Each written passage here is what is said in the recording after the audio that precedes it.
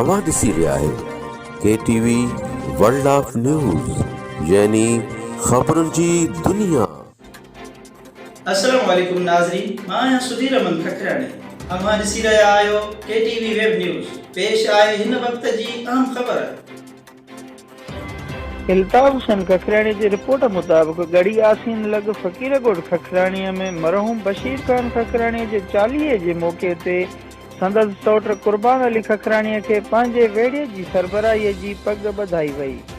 उन मौक़े ते मरहूम बशीर खान खखराणीअ जे फर्ज़ंद इम्तियाज़ अली खखराणीअ, DSP सिटी शिकारपुर मोहम्मद मिठल खखराणी, मुख्तियार अली खखराणी, अलादनू खखराणी, दीदार अली खखराणी, लाल बख्श खखराणी, ज़हीर अली खखराणी, गज़नफर अली खखराणी, अब्दुल वहाब खखराणी, अली शेर खखराणी ऐं राहिब अली खखराणी पग रस्म में शरीक थी SHO क़ुर्बान अली खखराणीअ जी पग खे वर ॾिना ऐं खेसि मुबारकूं ॾींदे गुलनि जा हार पाराया।